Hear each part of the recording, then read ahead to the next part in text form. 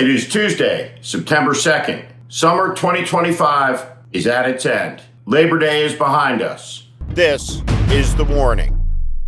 Ice Barbie seems surprised that the masked federal thugs that she calls detainers aren't welcome in the land of Lincoln. By the way, it should always be pointed out that the MAGA travesty repudiates each and every element of Abraham Lincoln's life and desecrates the Republican Party that stood for liberty and patriotism and American freedom. Kristi Noem is one of Donald Trump's chief agents and architects in an assault against the Constitution of the United States that is unprecedented in its ferocity and its intention to strip away liberty and hand it to a small cabal who will rule over a formerly free nation of 340 million people. This corrupt woman lives an open lie,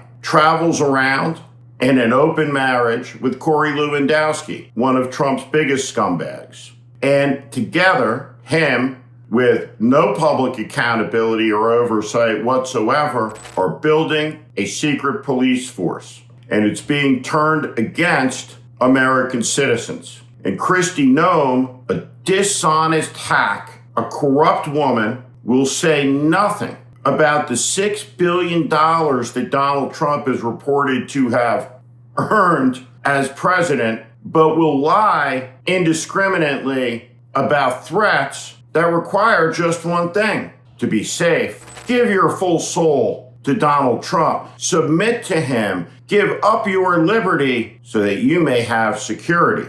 The answer now to problems with crime is the deployment of the Army and the Marine Corps. And so we have overweight, unqualified, undertrained federal agents, people like Dean Cain. And so this time, Dean Cain isn't flying there. He's going through that obstacle course and training to be an honorary ICE agent. He was working hard out there, and this is exactly what those recruits will do as they're picked one by one. And they're at the Federal Law Enforcement Training Center in Brunswick, Georgia. This place is amazing. Look at them get over that wall. Running around with masks, jumping out of rental vans or out of their backs, and beating people. And Kristi Noem dares to say, this keeps you safe.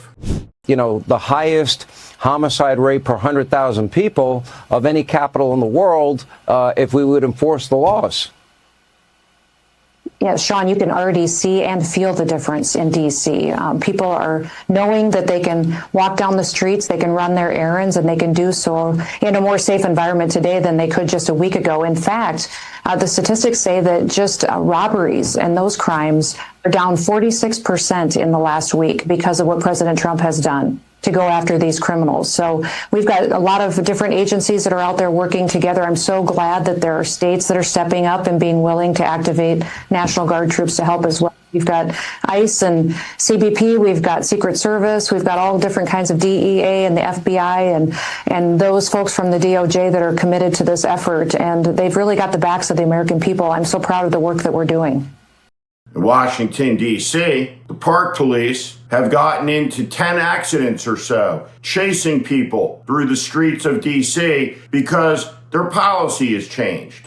Nothing like a high-speed chase down the mall to get the adrenaline flowing. Everywhere, there is madness and insanity breaking loose. But there are people standing up to oppose it, who are saying some important things. J.B. Pritzker is one of those people. Listen to his words. He is telling you the truth. He may disagree with a state that didn't vote for him, but should he be sending troops in? No. You said he has other aims. What are the other aims? The other aims are that he'd like to stop the elections in 2026 or, frankly, take control of those elections. He'll just claim that there's some problem with an election, and then he's got troops on the ground that can take control if, in fact, he's allowed to do this. Are you talking about invasion? Are you talking about him suspending elections? Or is it your belief he's an authoritarian? Look, I can tell you this. I built a Holocaust museum. I know what the history was of a constitutional republic being overturned. after an election in 53 days. And I'm very, very concerned. We could talk about lots of authoritarian regimes in the world, but that just happens to be the one that I know. And I can tell you that the playbook is the same. It's thwart the media. It's create mayhem that requires military interdiction. These are things that happen throughout history, and Donald Trump is just following that playbook. The danger is profound. The use of the nation's military against the citizens by its politicians to control dissent while claiming it's necessary for security on the basis of titanic lies. Yes, there is crime in all of America's big cities. In fact, America has always been a violent country since the very first day. And yet, the answer has not been a military occupation. We appreciate in America that we elect mayors and city councils, and they hire police chiefs and police commissioners. If a community wants to ask the federal government for help, that's their right. But in America, a president is not a king, and a king does not invade the villages of his people so that they may devote love to him.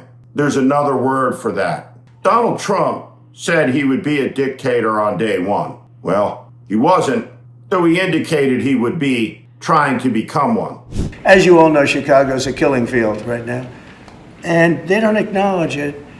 And they say, we don't need him, freedom, freedom. He's a dictator, he's a dictator. A lot of people are saying maybe we like a dictator. I don't like a dictator. I'm not a dictator. I'm a man with great common sense and I'm a smart person. 7 months later, he's well on his way. We have seen a collapse of the checks and balances. We have seen the foul assertions of a rogue and corrupt Supreme Court that has empowered this president to be above the law and to be the law. We have watched this corrupt president pardon the criminals that attacked American democracy and venerate the traitor who was killed. We have seen him mock American sacrifice, and we have seen his sick, out of control ego, which can never be sated, impose itself as the dominant force over our whole society. And what a tragedy that is. And so there's a question. 1 year from today, the fall campaigns will be fully underway. How much worse will things be? What will happen between then and now? Because 1 year from today, there needs to be a campaign that begins with ferociousness, a fighting spirit aimed at defending the rights of every American from their stripping by an arrogant, authoritarian, fascist mob that took power because the American people looked at a political system and said, burn it down. It became, in their eyes, that corrupt. And so here we are. People, in their infinite wisdom, are never wrong. Accepting that is the first wisdom of politics. And once you accept it, you can appreciate the vital and urgent necessity that there be an articulation of something better than the sewer Trump has given us as our economy collapses, as tensions rise, as the divisions deepen, and the danger grows. For all of us, 1 year from now, much will be clearer than it is today. But one thing is clear on this day, today, September the 2nd, 2025. It's going to be a lot worse a year from now.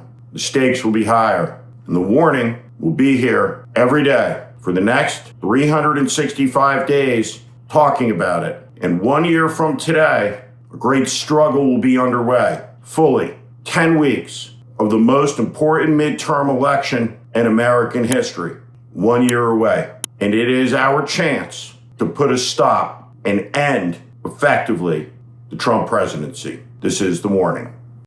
I'm Steve Schmidt. This is The Warning. I invite you to join this community where I promise to be honest, blunt, and direct about what is happening in this country. America is in crisis. Follow and subscribe to this channel and on Substack. Thank you.